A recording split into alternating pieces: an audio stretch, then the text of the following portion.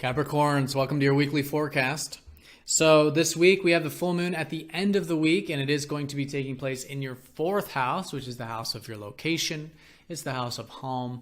It's the house of family, and also your health as well. So if there's been anything in these departments or all of the above that have been unfolding over the past 6 months for you, this is now the high point and the harvest time, actually, in many ways, involving this area. So great to do a status check here around this weekend. In terms of this area, you're going to notice some things are working great with it, some things are not. You're going to let go of some things, and you're going to start to put energy into what is working for you in this area. So this is the halfway point of a yearly cycle. So the next 6 months will be great for implementing these insights you gain about these things here at this weekend. So this is a healing week, like I was saying, especially for your sign, because your ruler Saturn is squaring up to Chiron. So, this year has been healing for you, and really the past 2 years have been healing for you. You've had your ruler going through watery Scorpio and Ophiuchus. Now this is finishing up. Saturn's going to leave Ophiuchus here in about a month, and there's this final transformation with you two into November as Saturn goes over that galactic center for the last time.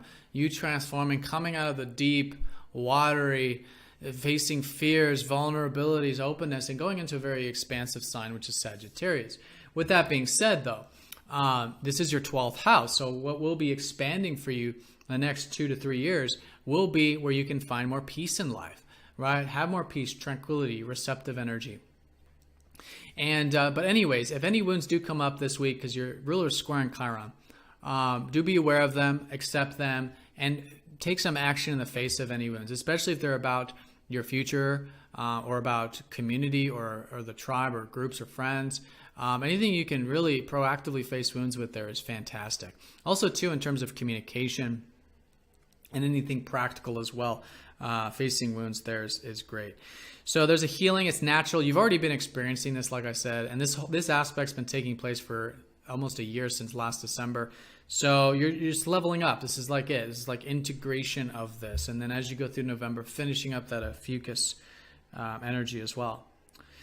So Venus is going to be forming some aspects Friday, Saturday during the full moon, as well as the sun trining Neptune. So with Venus, opposite Uranus will probably take the forefront. So if you're feeling any erratic energy of wanting to make some changes with the communication, with the sharing, exchanging, anything like that, do listen to that. There's some changes that can be made here, but with balance and moderation. Stay rooted in the expansive, right? Right now there's all this energy in your 9th house. It's the house of travel, it's the house of adventure, it's the house of open-mindedness. It's about philosophy and higher learning. So expanding your horizons is really great. But if there's any changes you feel like you do want to make with the communication, with the learning, practical stuff, do be aware of that and do that in healthy ways to integrate both, because it's an integration of both the practical and the possible, the everyday and the expansive being merged into one here.